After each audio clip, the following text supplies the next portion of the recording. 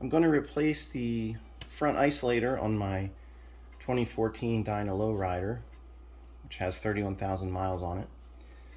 The isolator, aka motor mount, is considered a wear item just because of the way it's designed.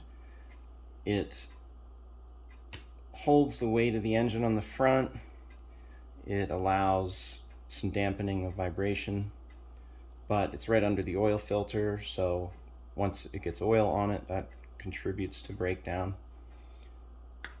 A week ago, I put some shims under these front bolts, and that considerably lessened the vibration. I never had vibration issues until about the last few hundred miles.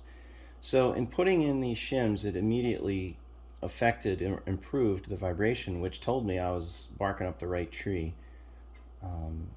Clearly there is an issue with this mount, and a lot of people have decided to shim the new isolator that they put in to just prevent problems down the road. So I think I might do that too.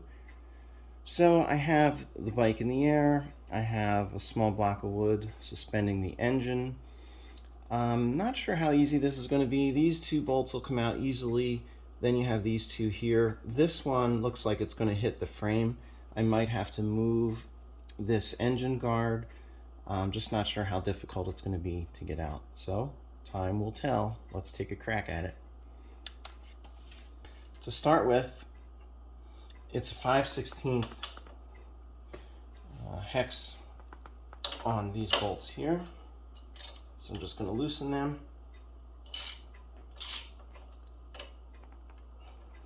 A tool that I picked up recently, about a year ago, as part of a kit, was this Milwaukee 1/4 inch impact driver. And I thought, you know, it was part of a kit. I was like, I don't even know if I'll use that.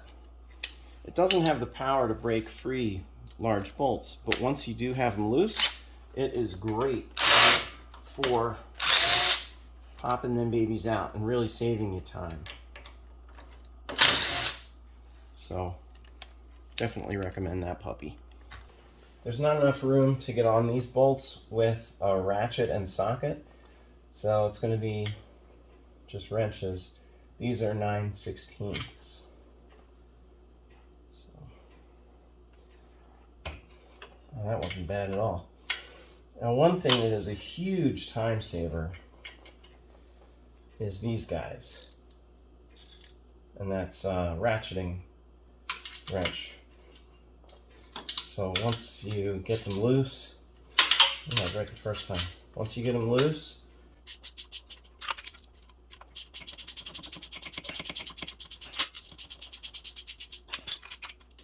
yeah, those ratcheting wrenches are worth every penny. Yeah, this is where we're going to have a little problem. So we'll come back to that one.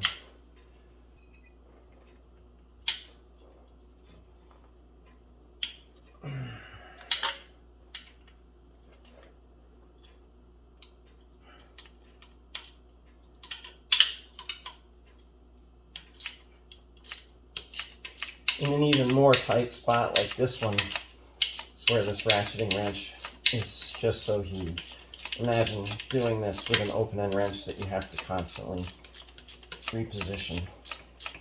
I've certainly done that a million times before I got one of these.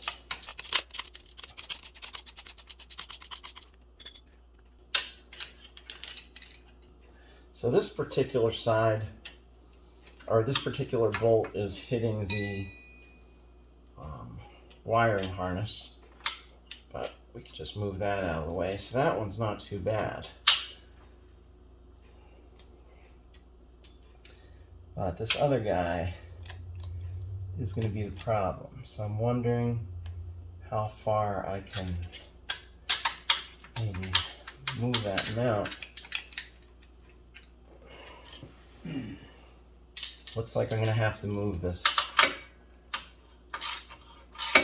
engine guard out of the way.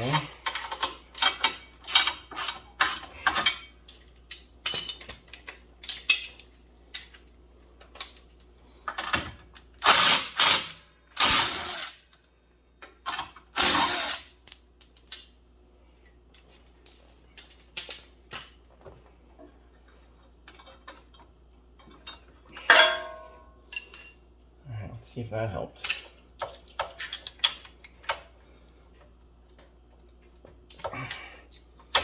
There we go. All right, let's lower the old one out. It's nasty.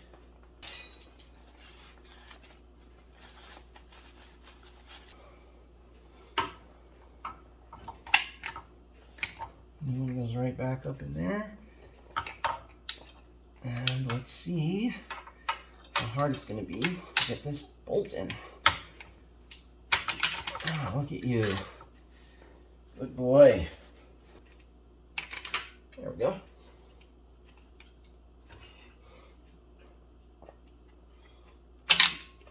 Okay, good. Now, the two shims that I got are grade 8 washers.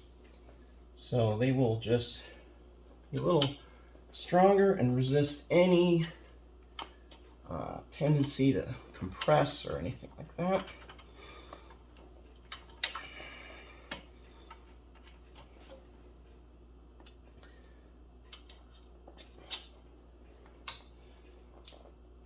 Need a few extra hands.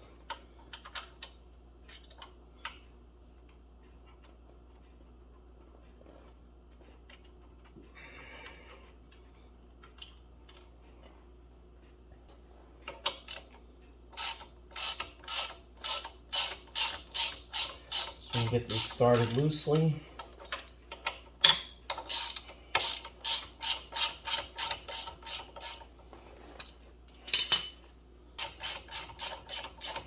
Tighten things up. You want to do both these bottom bolts and the side bolts in increments so that everything is kind of going back to its natural position. You don't want to tighten anything in a position that's not where it's going to sit naturally. All right, all these went in nice and easy, so I don't feel like I'm forcing anything in a position it doesn't want to be in. Bought this bottle jack in 1985. Still use it. All right, folks, she's done. I did make one mistake. I don't know if you caught it. There were a couple washers that I put on here, but they didn't go here. They actually belonged here. So it's hex bolt, lock washer, and then flat washer, both of those. So these are torqued, 27 foot-pounds. Don't have the ability to torque these. I don't have the appropriate tool, but comfortable doing those by hand. The job is done. We'll take it for a test ride. As far as the condition of the old one, I mean, I've definitely seen worse that other people have had online, but there's a lot of oil, which then has gunk attached to it, and just overall, you know, this thing's done. 31,000 miles and 7 years old. Time for a new one. Sweet little ride. Well, I don't want to be all cliche and everything, but guys, this feels like a totally different bike. Wow. I think a motor mount is an issue of gradualism, you know? You ride it day to day and you don't realize over time it's getting worse, and then one day you're like, wow, this thing's really not feeling right. You could see when I took it off that there was a lot of road grime that had caked onto the oil, further trapping it in there.